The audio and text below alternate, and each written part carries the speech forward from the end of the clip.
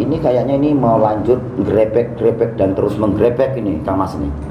Kira-kira di mana lagi saya mau grebek lagi nih? Di mana-mana semoga. Dua apa di mana? Banyak. Insya Allah Jaroh udah 3 tempat, 4 tempat selama di sini. Tapi kayaknya enggak bisa semua. Karena enggak mungkin ditinggal lama-lama yang di sana. Insyaallah. Katanya kaliran. Kaliran udah gara-gara wonge. Gara-gara duiti, wayane dirine gajian. Gak bisa lama itu istrinya kangen. Lu istrinya kan di sini, di Demak. Di Demak. Tapi udah 4 kali ditunda. Iya. Iya.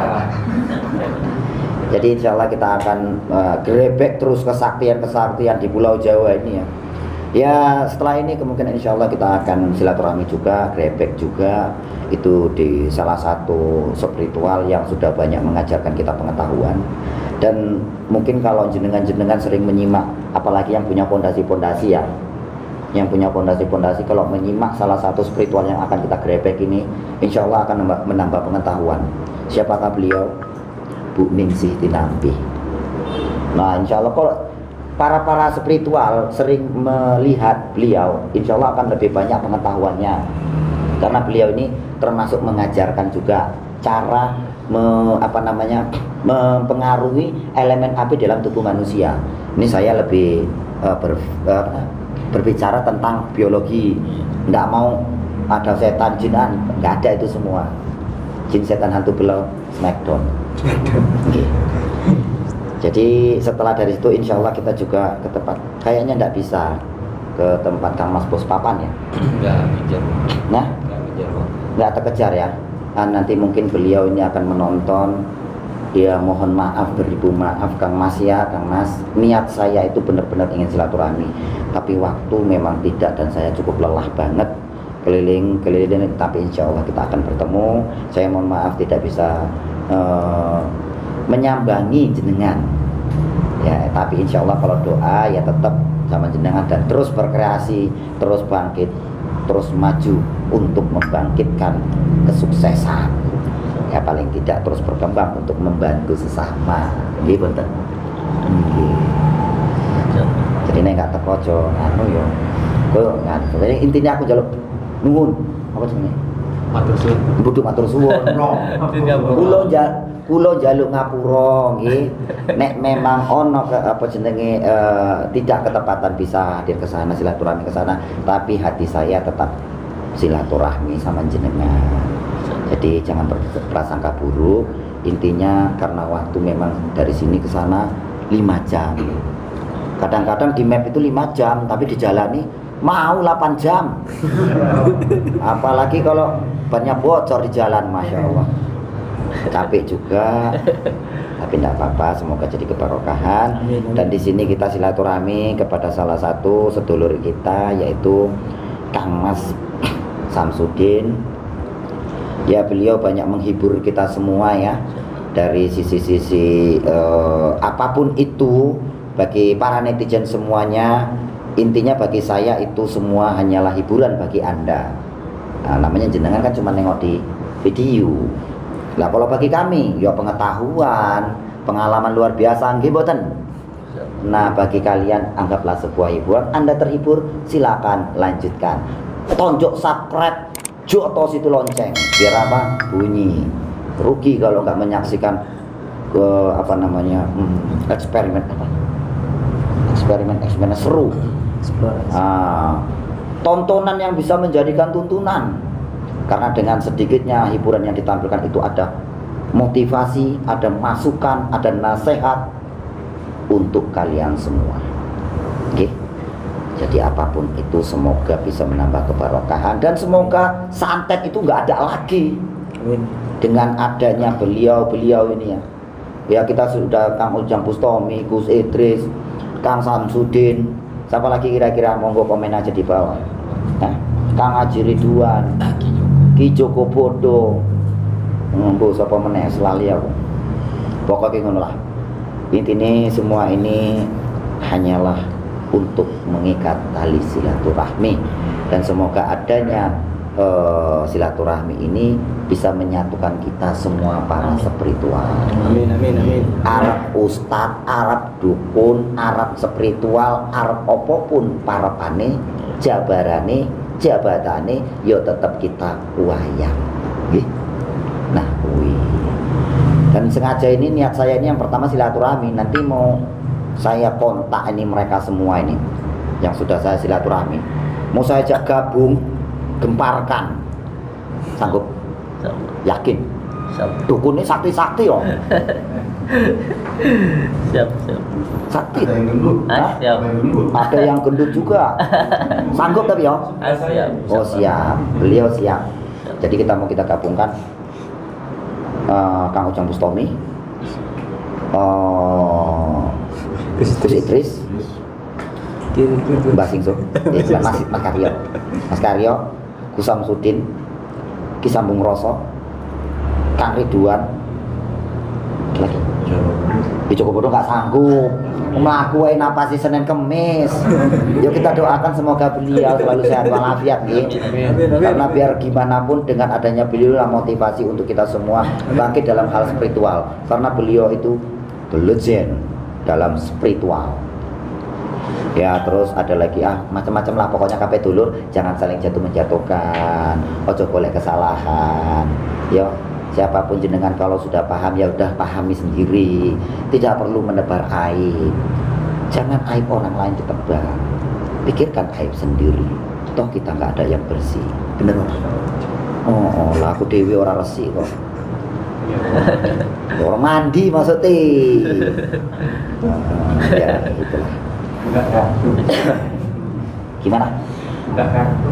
Buka kartu sedikit ya, tapi gimana lagi? Memang belum mandi kok. Dari pagi. Iya. Tapi wangi aku kan? Wangi kan? Alhamdulillah. Sajane ndek nih wedi. Iya. Orang sholat maghrib disemprot. Wedi, makanya dibilang saya wangi. Sebenarnya udah nggak tahan juga beliau. Ditutupi pakai bulu-bulu jenggotnya supaya nggak kecium baunya. Ya, kayak gini adanya Mas Karyo. Nggih. Amit sewu. Tingkah laku, omongan memang ceplas-ceplos. Yen mudeng yo resepi, ora mudeng yo abaikan saja. Majelis zikir salawat sirri ala ini. Fadilah Jadilah. Oh jadilah. Jadilah manusia sejati. Manunggalin rasa sejati wong urip kudu bisa nguripi. Yo gampang. Monggo. Bacanya bisa bacanya. Di apa di kamera monggo. Nah, saya bisa. Jelas. Iya. Pasti bisa saya. Iya pasti bisa. Jadilah manusia sejati manunggaling rasa sejati. Wong urip kudu iso nguripi. Iso. Sambojo. Artike yo ora iso sing gak wis apa.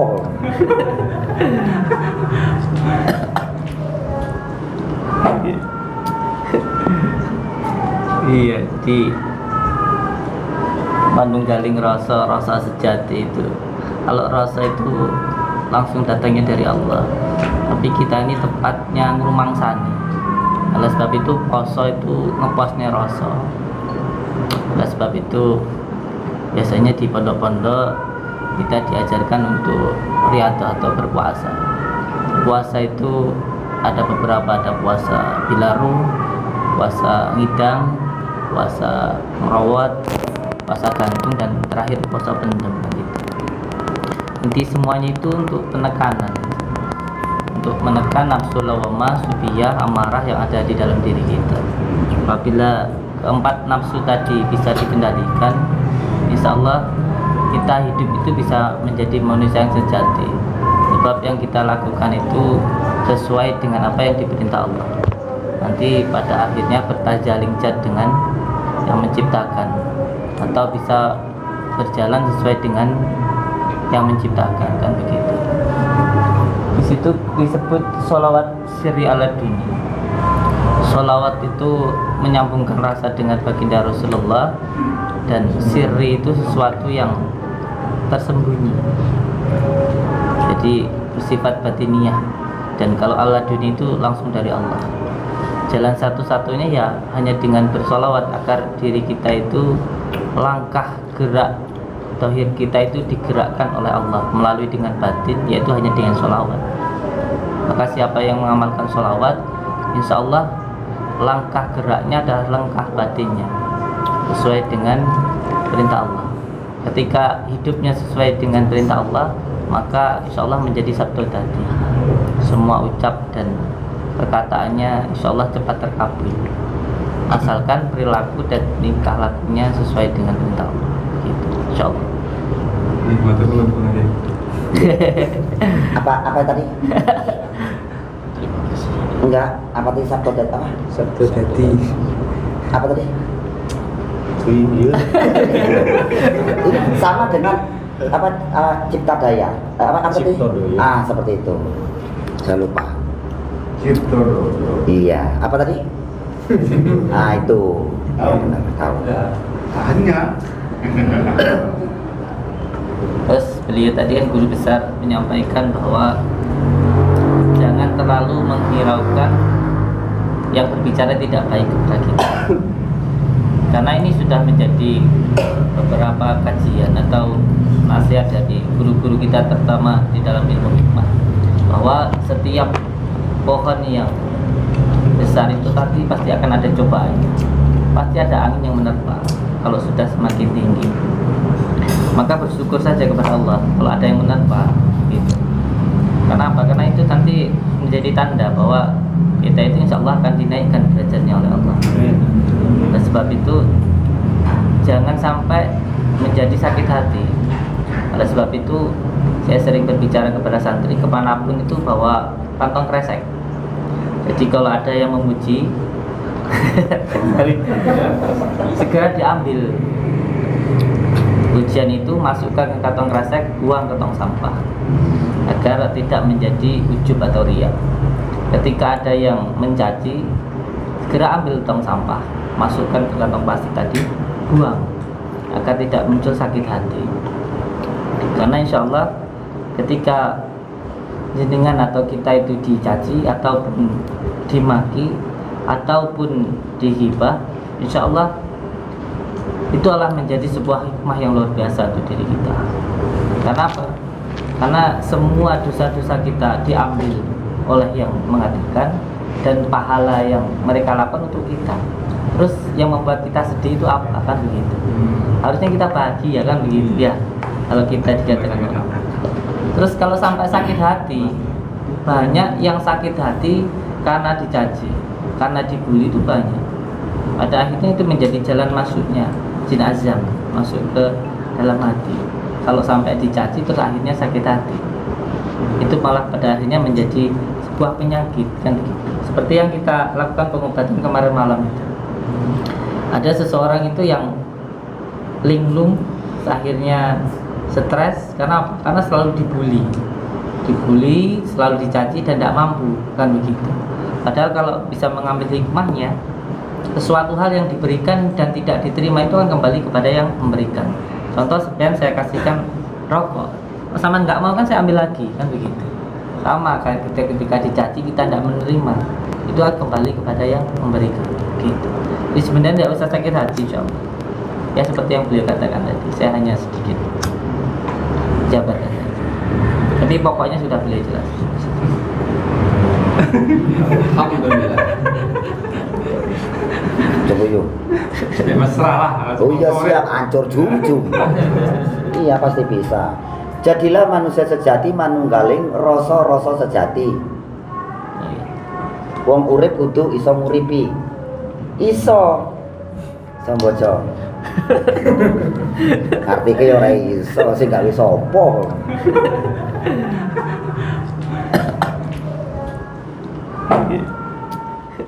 Terus beliau tadi kan guru besar menyampaikan bahwa jangan terlalu menghiraukan yang berbicara tidak baik kepada kita.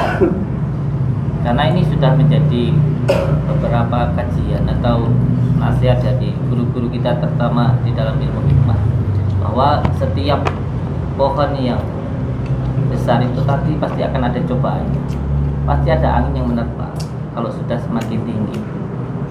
Maka bersyukur saja kepada Allah kalau ada yang menerpa gitu. Karena apa? Karena itu nanti menjadi tanda bahwa kita itu insya Allah akan dinaikkan derajatnya oleh Allah. Oleh sebab itu jangan sampai menjadi sakit hati. Oleh sebab itu saya sering berbicara kepada santri kemanapun itu bahwa kantong kresek. Jadi kalau ada yang memuji segera diambil pujian itu, masukkan ke kantong kresek, buang ke tong sampah agar tidak menjadi ujub atau riya. Ketika ada yang mencaci, segera ambil tong sampah, masukkan ke kantong plastik tadi, buang agar tidak muncul sakit hati.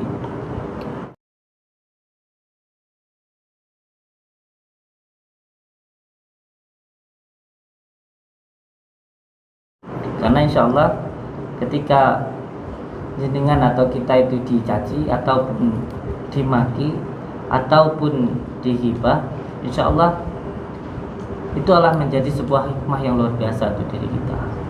Karena apa? Karena semua dosa-dosa kita diambil oleh yang mengatakan, dan pahala yang mereka lakukan untuk kita.